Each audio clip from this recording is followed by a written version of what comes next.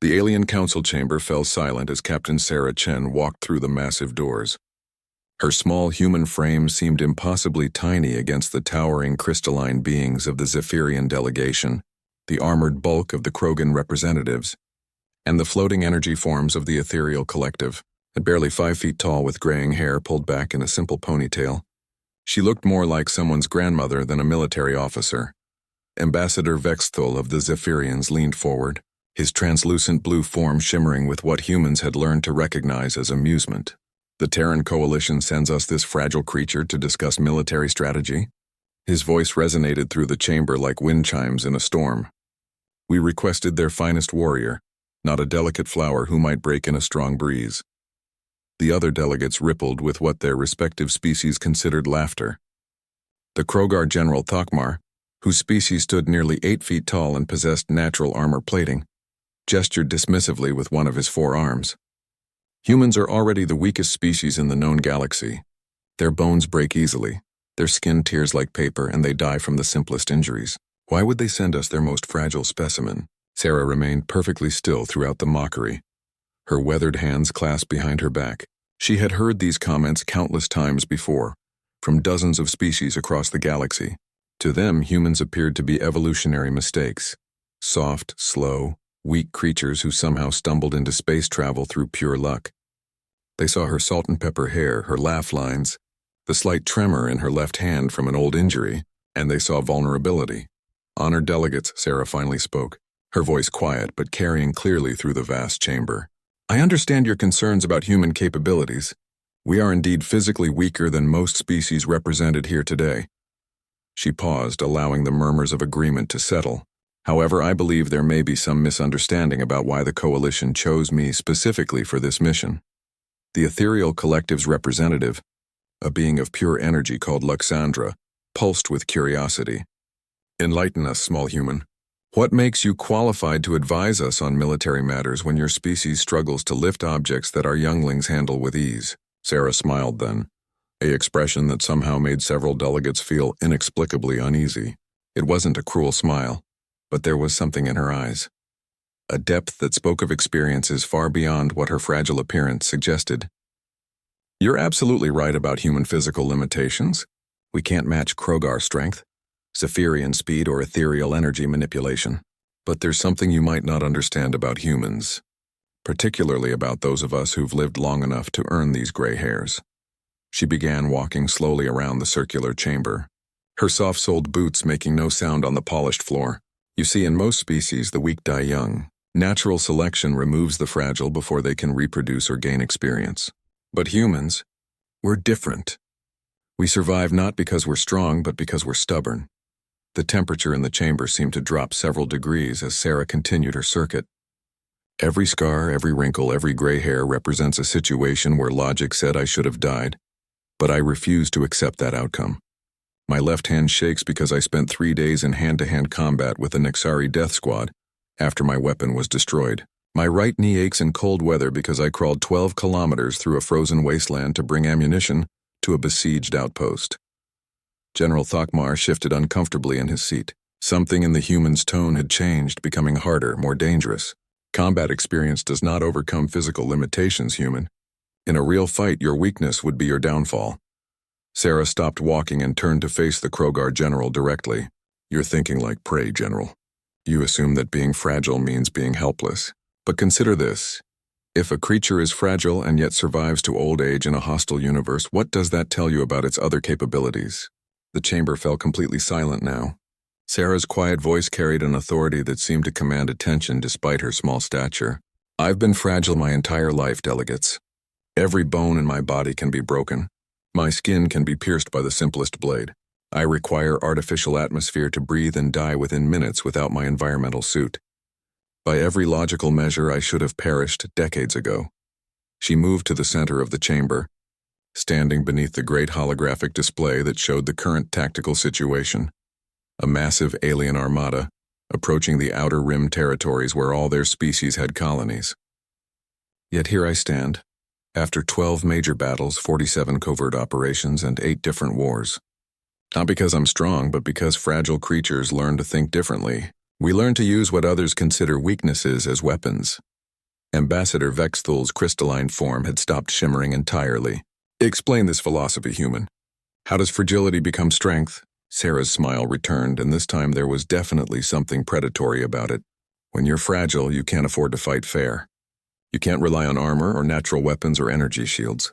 You have to be smarter, faster in your thinking, more creative in your approach. You learn to study your enemies not just for their strengths, but for their assumptions about what constitutes a threat. She gestured toward the holographic display, the Dominion fleet approaching us, numbers in the thousands. Their ships are individually more powerful than anything we field. Their soldiers are stronger, faster, and better armed than ours. By every conventional measure, they should crush us easily. Sarah paused, her eyes gleaming, which is exactly what they expect to happen. And that expectation, delegates, is going to be their downfall. The alien delegates exchanged glances, uncertain communications passing between them in various forms of energy, chemical signals and quantum fluctuations. They had expected to humor a weak human for a few minutes before dismissing her suggestions and developing their own defensive strategy. Instead, they found themselves genuinely curious about what this seemingly fragile creature had to say. Sarah moved to the tactical display and began manipulating the controls with practiced ease. You want to know why the Coalition sent me? It wasn't despite my fragility, it was because of it. Because I've spent my entire career learning how to win fights that I couldn't win, and now I'm going to teach you how to do the same. The holographic display shimmered as Sarah manipulated the controls, showing the approaching Dominion fleet in stark detail. Thousands of ships moved in perfect formation, their dark hulls bristling with weapons that could crack planets. The delegates studied the display with growing unease. The enemy force was 3 times larger than their combined defensive fleets. Impressive, isn't it? Sarah said quietly, zooming in on the flagship, a massive dreadnought that dwarfed even the largest ships in the Allied fleet. The Dominion has spent centuries perfecting their military doctrine. Overwhelming force, superior technology, tactical precision. They've conquered 47 star systems using these exact same methods. General Thokmar grunted dismissively. Then you propose we surrender? This human fragility philosophy seems to lead only to defeat. His 4 arms crossed over his armored chest. The Krogar do not flee from superior numbers. We fight with honor even if we die. Sarah turned to face the massive alien, her expression thoughtful. General, how many battles have the Krogar won against technologically superior enemies? The question caught Thokmar off guard. His species prided itself on warrior traditions, but their victories had always come through superior strength or equal technology. Honor is not measured in victory alone, human. Sometimes a glorious death serves a greater purpose. That's exactly the thinking that makes strong species predictable, Sarah replied, her tone patient but firm. You see warfare as a contest of strength against strength. The Dominion has studied your species for decades. They know exactly how Krogar warriors will respond to any given situation. They've already calculated the optimal formation to minimize their losses while ensuring your complete destruction. She manipulated the display again, showing tactical projections. Red indicators marked where Krogar ships would likely position themselves based on their traditional battle doctrine. Blue markers showed the Dominion's probable response, a coordinated attack that would exploit every predictable element of Krogar strategy. Ambassador, Vexthul's crystalline form flickered with uncertainty. If conventional tactics are insufficient, what alternative do you propose? The Zephyrian fleet is fast, but even our speeds cannot overcome such overwhelming numbers. Sarah nodded approvingly. Now you're asking the right questions. When you can't win through strength or speed, you have to win through understanding. Tell me, what do you know about Dominion psychology? The delegates exchanged confused glances. Luxandra, the ethereal representative, pulsed with curiosity. They are aggressive expansionists. They view all other species as inferior and worthy only of subjugation or elimination. What relevance does this have to tactical planning? Everything, Sarah said, beginning to pace again. Her movements were economical, precise, the gait of someone who had learned to conserve energy for when it truly mattered. The Dominion's greatest strength is also their greatest weakness. They genuinely believe they are superior to every other species in the galaxy. That belief makes them arrogant, and arrogance creates blind spots. She called up intelligence reports on the display, hundreds of pages of data that the allied species had gathered about Dominion operations. Look at their battle records. In every engagement, they follow the same pattern. Overwhelming force deployed in textbook formations. They never deviate from their standard operating procedures because they've never needed to. Why change tactics that have brought you victory after victory? General Thokmar leaned forward, his interest clearly piqued despite his earlier dismissal. You suggest we can predict their movements? I'm saying we can do better than predict them, Sarah replied. We can control them. But first, you need to understand something fundamental about human military philosophy. We don't fight to prove our strength. We fight to win, by any means necessary. She highlighted specific sections of the intelligence reports pointing out patterns in Dominion behavior. Every species they've conquered has tried to match their strength directly. The Valdari built bigger ships, they lost. The Nexari developed more powerful weapons, they lost. The hegemony formed a massive alliance, they still lost. Do you know why? Ambassador Vexthel's form shimmered with realization. They fought the war the Dominion expected them to fight. Exactly. Sarah's smile was sharp now, predatory. The Dominion has contingency plans for every conventional response. Bigger fleets, better weapons, defensive fortifications, even guerrilla warfare. They've seen it all and developed countermeasures. But they've never faced an enemy who refused to play by the established rules of engagement. She began entering new data into the tactical display, showing supply lines, communication networks, and command structures. Fragile creatures don't survive by being tougher than their predators. They survive by being unpredictable, by exploiting weaknesses that stronger creatures don't even recognize as vulnerabilities. The display now showed a complex web of connections throughout Dominion space: trade routes, administrative centers, communication relays, and resource extraction facilities. Sarah had somehow obtained detailed intelligence about the enemy's infrastructure, information that went far beyond simple military assets. While your species were building warships and training soldiers, human intelligence operatives were infiltrating Dominion civilian networks. We've been mapping their supply chains, identifying critical infrastructure, and placing assets in positions where they can cause maximum disruption. Sarah's voice carried a note of satisfaction. The Dominion sees us as the weakest link in the alliance. They have no idea that we've been preparing for this war for 3 years. Lux Andra pulsed with sudden understanding. You intend to attack their infrastructure while their fleet is engaged with our forces. That's conventional thinking, Sarah replied. Still predictable, still something they've planned for. No, we're going to do something much more devastating. We're going to give them exactly what they want. The silence in the chamber was profound now. Every delegate was focused entirely on the small human woman who had somehow shifted the entire tone of their discussion. They had come here expecting to coordinate a desperate last stand.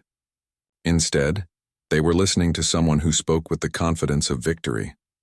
Sarah manipulated the display one final time, showing the current positions of all Allied forces. The formations looked chaotic, disorganized, nothing like the precise military arrangements they had been planning. In 72 hours, the Dominion fleet will arrive expecting to face a conventional defensive strategy. Instead, they're going to encounter something they've never seen before, an enemy that turns their own strength against them. She turned to face the delegates directly. I need each of your species to do something that goes against every military instinct you possess. I need you to trust a fragile human who's survived 12 battles by never fighting fair. The war room buzzed with nervous energy as fleet commanders from 4 different species struggled to comprehend Sarah's battle plan. Admiral Kexlai of the Zephyrian fleet kept flickering between different crystalline configurations, a sure sign of extreme agitation. This strategy violates every principle of sound military doctrine, he said, his voice carrying harmonics of distress.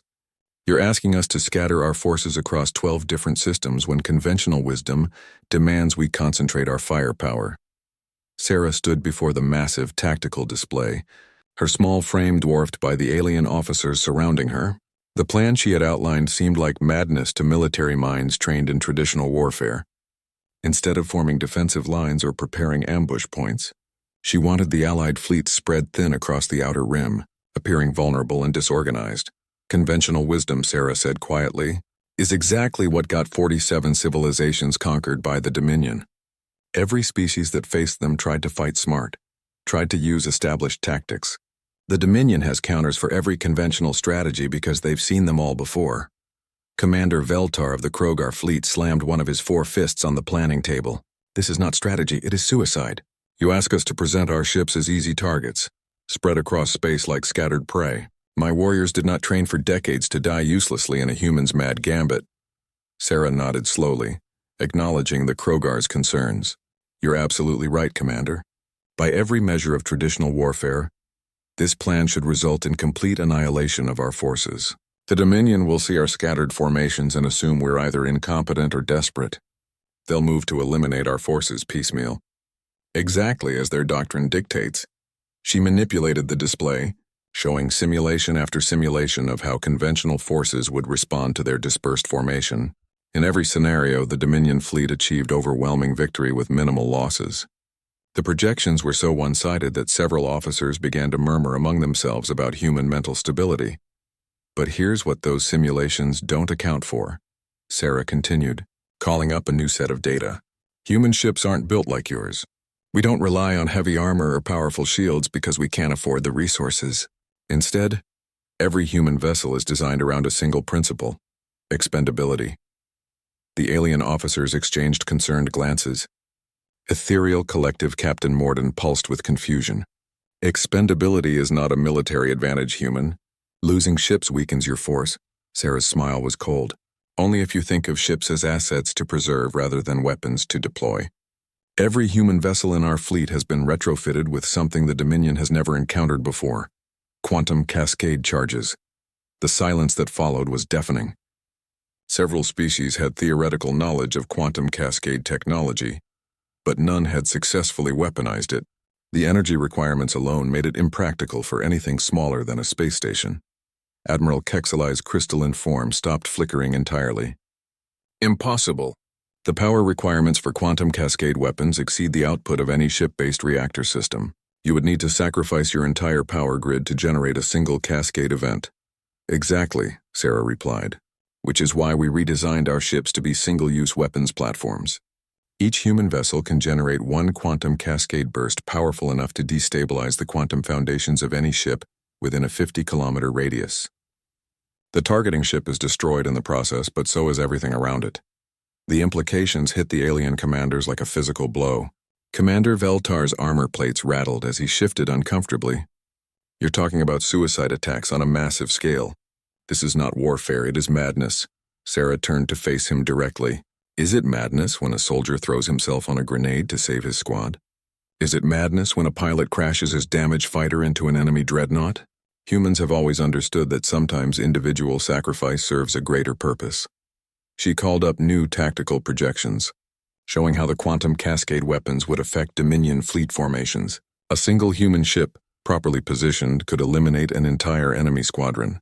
The scattered positioning suddenly made terrible sense. Each human vessel was positioned to maximize damage to approaching Dominion forces. The Dominion will see our dispersed formation and move to attack what they perceive as isolated vulnerable targets. They'll send overwhelming force against each position, concentrating their ships to ensure quick victories. What they won't realize until it's too late is that they're clustering their vessels in perfect positions for cascade attacks. Captain Morden pulsed with horrified fascination. How many human ships are prepared for this sacrifice? All of them, Sarah said simply. Every human vessel in the Allied fleet has been converted to cascade configuration. 437 ships, each one a quantum bomb waiting for the right moment to detonate. The alien officers stared at her in stunned silence. The scope of what she was proposing went beyond conventional warfare into something approaching genocide. Not of the enemy, but of her own people. The entire human contribution to the Allied fleet was essentially a massive suicide force. Admiral Kexeli finally found his voice. This level of sacrifice, your own species would be eliminated from the war in the first engagement. Even if successful, humanity would lose its entire military presence in this sector. Sarah nodded calmly. That's the point.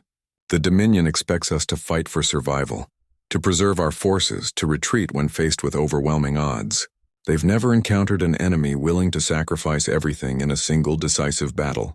Their tactical doctrine has no response to an opponent who doesn't care about survival. She moved to a different section of the display, showing the aftermath projections. 437 cascade detonations properly coordinated will eliminate roughly 60% of the Dominion fleet. The survivors will be scattered, disorganized and psychologically shattered. They've never lost a battle, let alone suffered casualties on this scale. Commander Veltar's voice was quiet now, thoughtful. And what of your people who remain? The colonies, the civilian populations? They're already gone, Sarah replied matter-of-factly. Evacuated 3 months ago to deep space stations in neutral territory.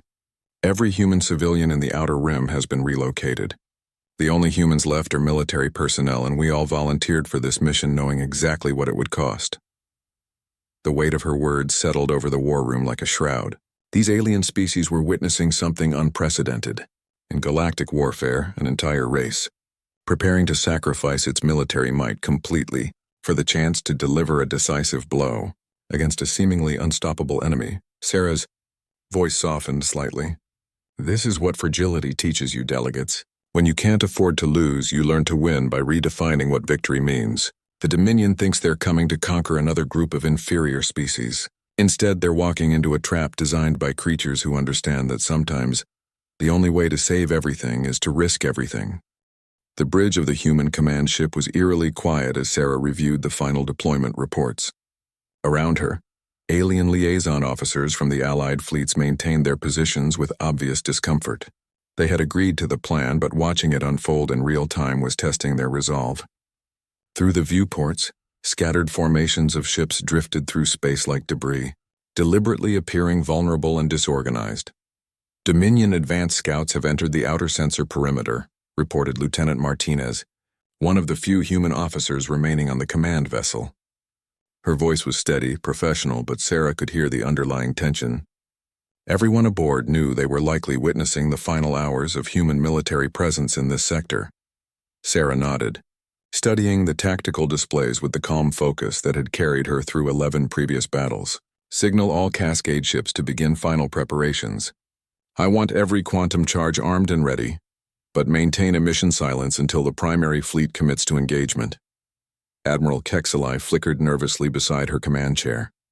Captain Chen, our intelligence suggests the Dominion has deployed probe ships to test our defenses. If they detect the quantum signatures from your Cascade weapons? They won't, Sarah interrupted gently. Human engineering learned long ago to mask quantum signatures. The Dominion probes will see exactly what we want them to see. Scattered, poorly coordinated defense forces with outdated weapons and inadequate shielding. The main display showed the approaching Dominion fleet in perfect formation. Sarah had to admit it was an impressive sight. Thousands of ships moving with clockwork precision, their dark hulls reflecting no light, creating the appearance of a moving void in space. At the center, the massive flagship dominated the formation like a metallic mountain. Commander Veltar's gruff voice crackled over the communication system from his position with the Krogar fleet. Human Chen, my warriors grow restless. When do we engage the enemy directly? Patience, Commander, Sarah replied.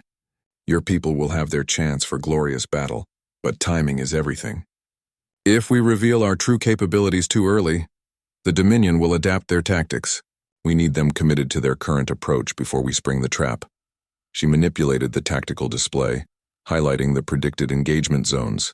The Dominion will attack our most isolated positions first, seeking to eliminate easy targets before dealing with larger concentrations of ships. They'll send overwhelming force against what they perceive as weak points in our formation. Captain Mordoon's energy form pulsed with anxiety. This waiting is difficult for my people. The ethereal collective prefers decisive action to prolonged uncertainty. How long before the Cascade ships must reveal themselves? Sarah checked the countdown timer on her display. Approximately 47 minutes. The Dominion fleet will reach optimal engagement range, and their tactical doctrine requires them to begin systematic elimination of our forces. That's when they'll learn that sometimes the prey has teeth. The hours that followed felt like an eternity compressed into moments. Sarah watched as Dominion probe ships investigated their formations, conducting detailed scans of Allied vessels. The enemy was methodical, thorough, following procedures that had served them well in previous conquests. They cataloged ship types, estimated firepower, and identified command structures with mechanical precision. They're taking the bait, Lieutenant Martinez observed quietly. Dominion tactical analysis is classifying our formations as disorganized and desperate. They're already planning to exploit what they see as critical weaknesses in our positioning. Sarah nodded, watching the enemy tactical projections appear on her screen. The Dominion commanders were doing exactly what she had predicted, treating this engagement like every other conquest they had achieved. They saw scattered ships and assumed tactical incompetence. They identified isolated human vessels and marked them as priority targets for elimination. "Signal from the Dominion flagship," reported the communications officer. "They're demanding our immediate surrender to avoid unnecessary bloodshed." "Standard protocol," Sarah said calmly. "Send the traditional response. Inform them that the Allied fleets reject their terms and will defend our territory with all available resources." The formal rejection triggered immediate response from the Dominion fleet. Their formations shifted smoothly into attack configuration, with squadrons peeling off to engage what they had identified as the most vulnerable targets. Sarah watched with professional appreciation as the enemy executed their battle plan with textbook precision. "First engagement in 17 minutes, she announced to the bridge crew. "All Cascade ships are to maintain normal operating parameters until they receive the detonation authorization. Remember, we need the Dominion forces fully committed before we reveal our true strategy." The alien liaison officers watched in fascination as human crew members went about their duties with remarkable calm. These were people preparing to die, yet they showed no fear, no hesitation. Their movements were efficient, purposeful, focused entirely on the task at hand. Admiral Kexelai's crystalline form shimmered with something approaching respect. "Captain Chen, I confess I did not understand your species when we began this mission. This level of sacrifice for allies, it is unprecedented in galactic warfare." Sarah turned to look at the Zephyrian officer, her expression thoughtful. "You still don't understand, Admiral. This isn't sacrifice for allies. This is what humans do when someone threatens our future. We don't fight because we're strong or because we enjoy violence. We fight because fragile creatures who refuse to break become very dangerous when cornered." The first explosions began to bloom across the tactical display as Dominion advance squadrons engaged what they believed were isolated human vessels. Sarah watched the Cascade ships maintain their positions, allowing enemy forces to close to optimal range. Every human captain knew that their ship's survival depended on appearing weak and vulnerable until the critical moment. "Dominion forces are committing to full engagement," reported Lieutenant Martinez. Multiple squadrons attacking Cascade positions throughout the formation. Sarah's hand moved to the authorization controls. "Signal all Cascade ships. Prepare for simultaneous detonation on my mark.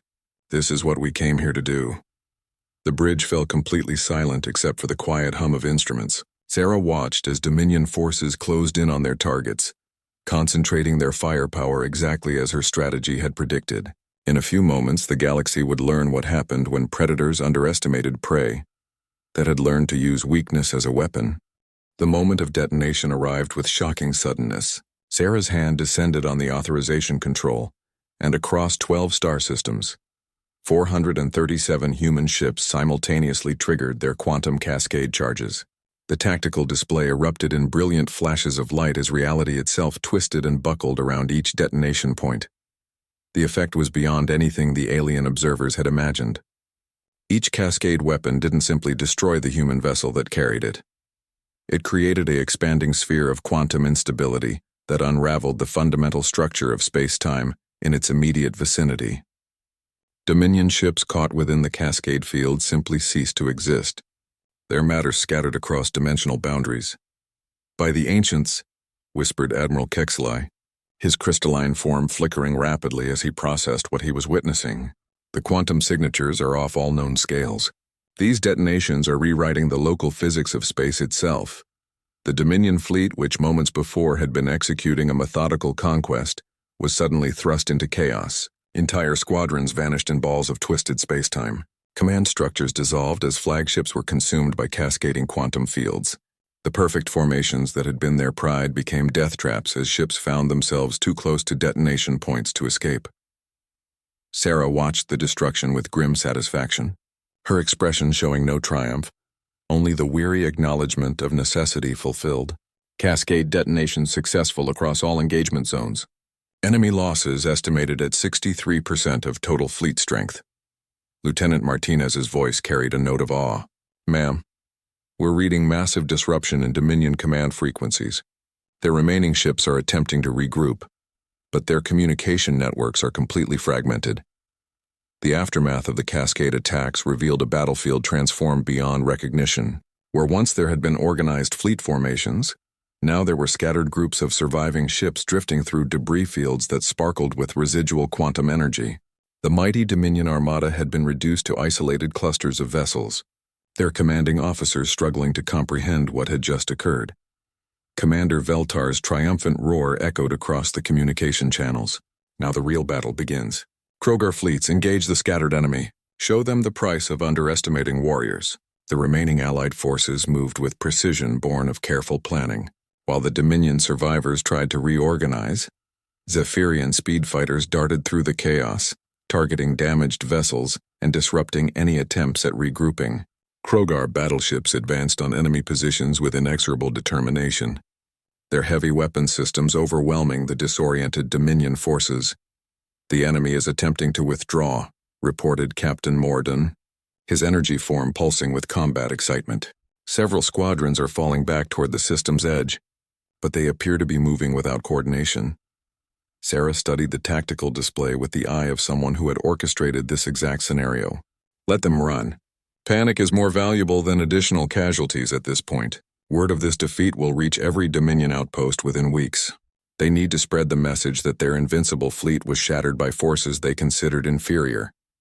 The human command ship moved through the battlefield like a ghost, its sensors recording every detail of the engagement's aftermath. Sarah knew that this information would be crucial for understanding how the Dominion might adapt their tactics in future encounters. The Cascade weapons had been a one-time advantage, impossible to replicate now that the enemy knew they existed. Admiral Kexeli approached Sarah's command station, his crystalline form emanating what she had learned to recognize as deep respect. "Captain Chen, your strategy has achieved something unprecedented in modern warfare.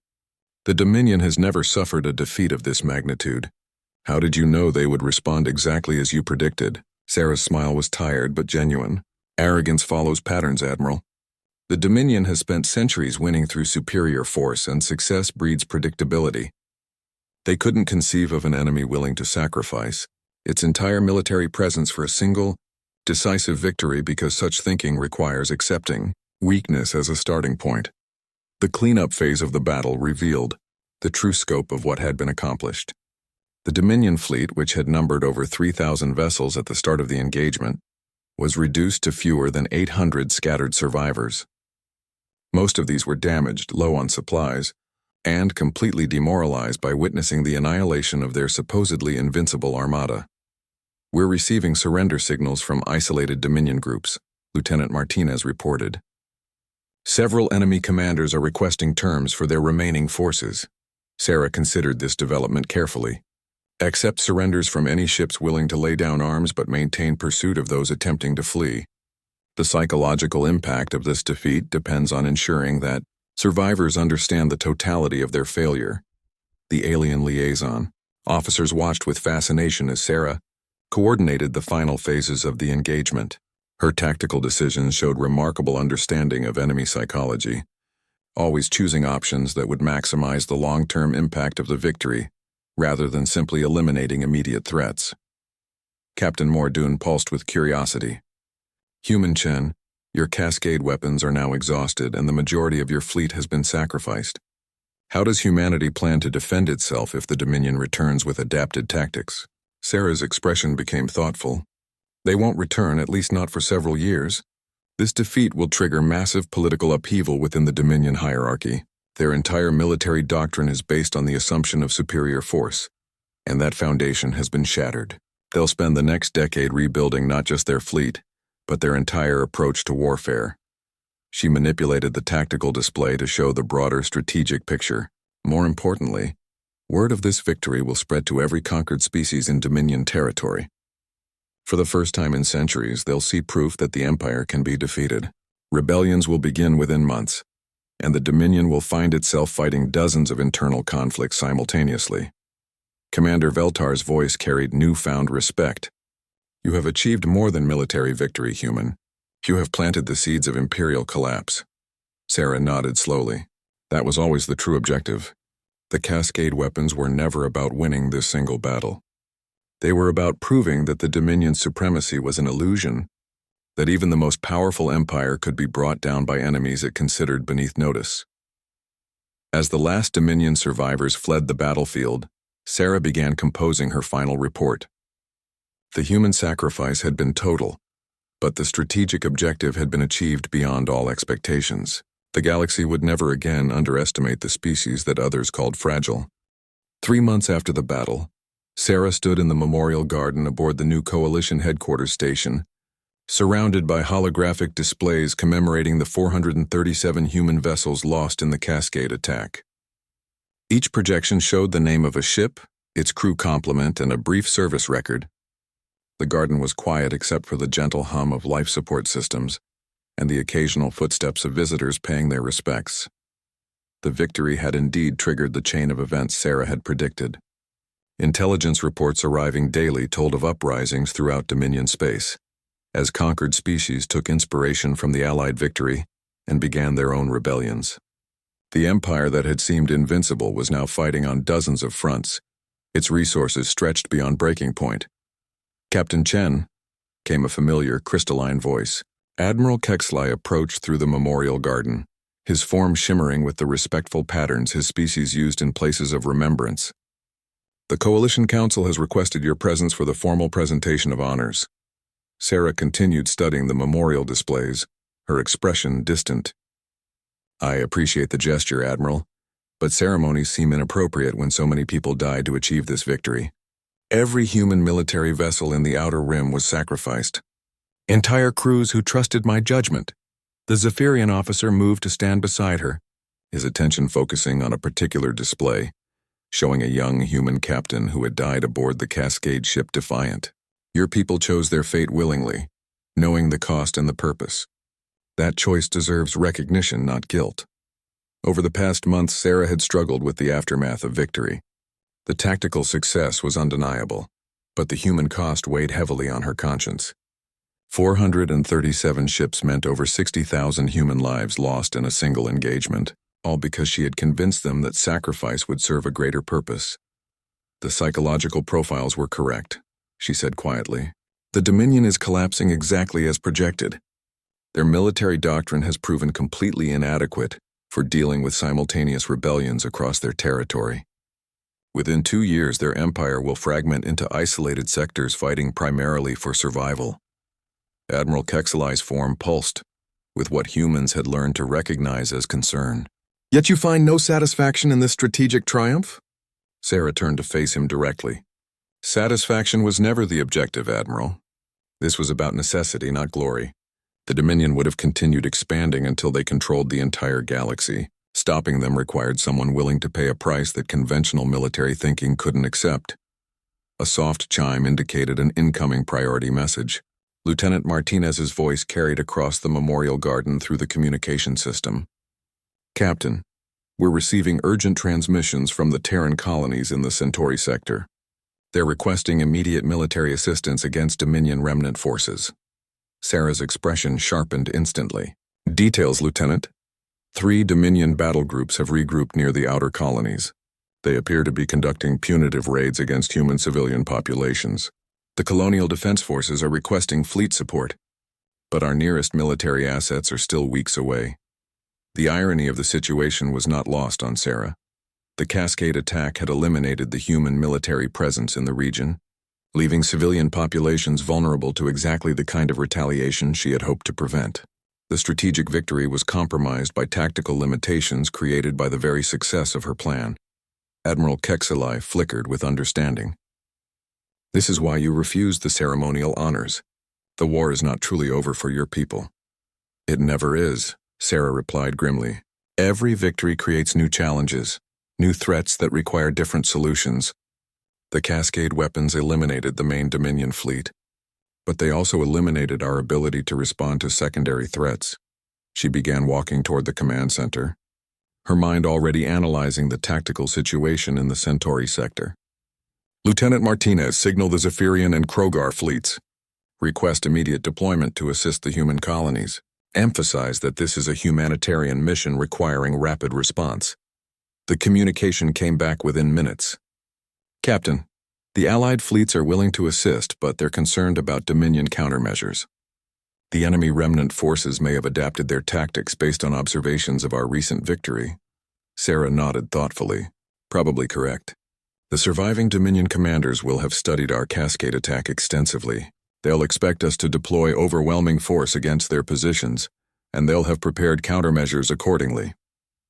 She called up tactical displays showing the situation in the Centauri sector.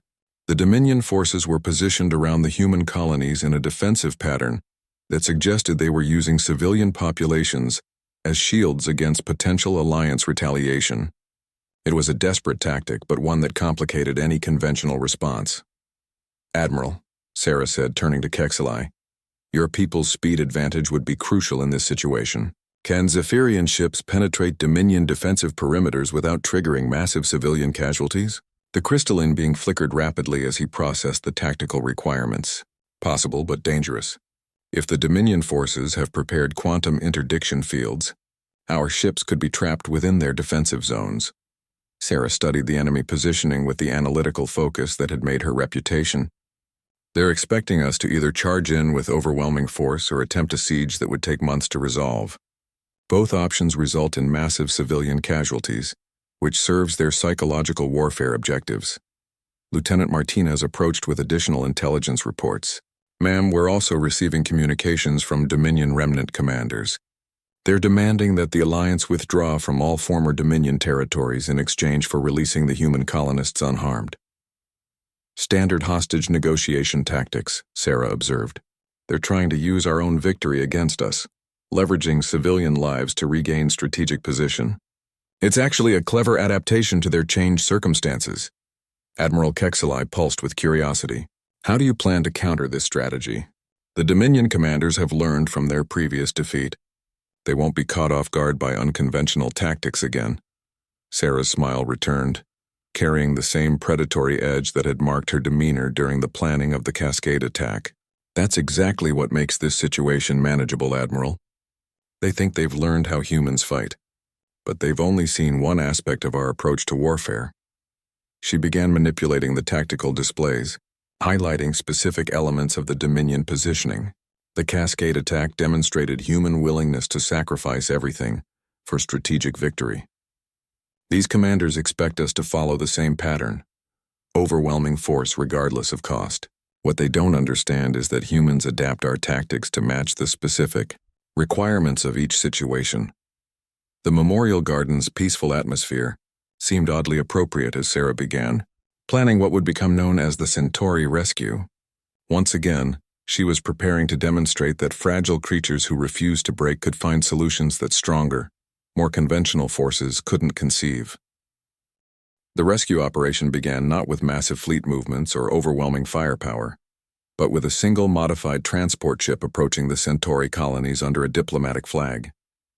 Sarah had insisted on leading this mission personally, despite the protests of her alien allies who worried about losing the strategic architect of their recent victory.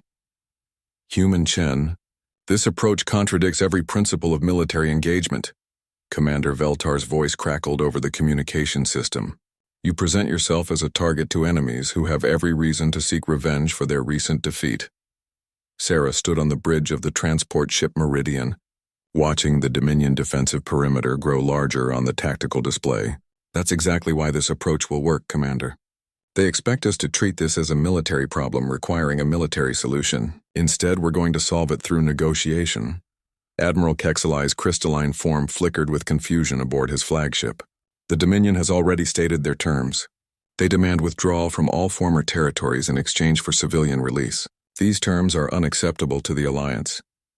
"Their stated terms are unacceptable," Sarah agreed, "but those aren't their real terms. The Dominion commanders holding the colonies aren't trying to recover lost territory. They're trying to salvage their careers and their lives from the disaster of their recent defeat." The transport ship passed through the outer sensor perimeter of the Dominion defensive zone without challenge. Sarah had gambled that the enemy would allow a single diplomatic vessel to approach, if only to learn what the Alliance might be willing to offer in negotiations. "We're being hailed by the Dominion flagship," reported the communications officer. "They're demanding identification and statement of intent." "Open a channel," Sarah ordered. Full diplomatic protocols. The main screen flickered to life, showing the bridge of a Dominion heavy cruiser. The alien commander who appeared was a member of the hegemony species, tall, angular beings with metallic skin and glowing red eyes. His posture suggested exhaustion and stress, rather than the confidence typically associated with Dominion officers. "I am Fleet Commander Zarthek of the Dominion Expeditionary Force," the alien announced. "You will state your business in the system immediately, or your vessel will be destroyed." Sarah stepped forward, allowing the commander to see her clearly. "I am Captain Sarah Chen of the Terran Coalition. I believe we have mutual interests that might benefit from discussion." The Dominion commander's red eyes widened with recognition. "You are the human who orchestrated the Cascade attack. You are responsible for the destruction of the Third Imperial Fleet." "I am," Sarah replied calmly. "I'm also the person who understands your current situation better than anyone else in the Alliance. You're holding civilian hostages not because you believe it will restore Dominion territorial control, but because you need something to trade for safe passage out of Alliance space." The blunt assessment clearly caught Zarthek off guard. His metallic features shifted through several expressions before settling into wary curiosity. "You speak as if you understand our position, yet your forces destroyed our fleet and shattered our empire." Sarah nodded slowly. "Your empire was doomed the moment it became dependent on the myth of invincibility. What I did was accelerate an inevitable collapse. The question now is whether you and your remaining forces survive that collapse or become casualties of it." She gestured to her communications officer, who transmitted a data package to the Dominion ship. That file contains detailed intelligence about the current state of Dominion space, rebellions on 43 worlds, civil war in the core sectors, and systematic elimination of military commanders who are being blamed for recent failures. Commander Zarthek studied the information with growing alarm. "This intelligence appears accurate, but I fail to see how it benefits our negotiation. It demonstrates that you have more to fear from returning to Dominion space than from remaining in Alliance territory," Sarah explained. "Your careers are ended, your empire is collapsing, and your former superiors need scapegoats to blame for recent disasters. The colonies you're holding are the only leverage you have left." The Dominion commander was silent for several minutes, clearly weighing options that offered no good outcomes. "What exactly are you proposing, human?" Sarah's expression became businesslike. "Safe passage to neutral space for your remaining forces, along with sufficient supplies to establish yourselves as independent operators. In exchange, immediate release of all civilian hostages and a formal renunciation of Dominion territorial claims in this sector. You would allow us to escape justice for the crimes of the Empire?" "I would allow you to survive the Empire's collapse," Sarah corrected. "Justice is a luxury that strong civilizations can afford. Survival is what matters when everything else is falling apart." The negotiation continued for several hours, with Sarah gradually convincing the Dominion commanders that their best option lay in abandoning their former empire rather than trying to salvage something from its ruins. She offered specific details about safe haven locations, neutral territories that would accept refugees, and resources that could support their transition to independent status. "This offer seems too generous," Commander Zarthek finally said. "Why would you provide such assistance to former enemies?" Sarah's smile was weary but genuine, because fragile creatures understand that today's enemy might be tomorrow's ally. The Dominion Empire is finished, but its former members don't have to be. Some of you might even prove useful in dealing with whatever threats emerge to fill the power vacuum. The final agreement was reached, just as the Alliance fleets arrived at the system's edge, ready to execute whatever military action Sarah deemed necessary. Instead, they watched as Dominion ships began releasing civilian populations and accepting supplies for their journey to neutral space. Admiral Kexley's form shimmered with admiration as he observed the peaceful resolution. "Once again, you have achieved victory through methods that conventional military thinking could not conceive." Sarah watched the last civilian transport dock safely with the Alliance evacuation ships. "Not victory, Admiral, survival. The galaxy is changing rapidly, and the species that adapt to new realities will thrive, while those that cling to old paradigms will perish." As the former Dominion forces departed for neutral space, Sarah began planning for the challenges that would inevitably arise from the power vacuum left by the Empire's collapse. New threats would emerge requiring new solutions, and she knew that her reputation as the fragile human who refused to break would bring both opportunities and dangers. The memorial garden aboard the Coalition station would grow larger in the months and years ahead, filled with new names of those who would sacrifice themselves for causes larger than individual survival. But Sarah had learned something important from her 12 battles. Fragility was only a weakness if you accepted other people's definitions of strength. Standing on the bridge of the Meridian as it departed the Centauri system, Sarah Chen looked out at the stars and smiled. The galaxy was vast, full of predators who mistook strength for intelligence and power for wisdom. They would learn eventually that the most dangerous enemies were often those who appeared least threatening. After all, she was fragile, but she was also a veteran of 13 battles now and counting.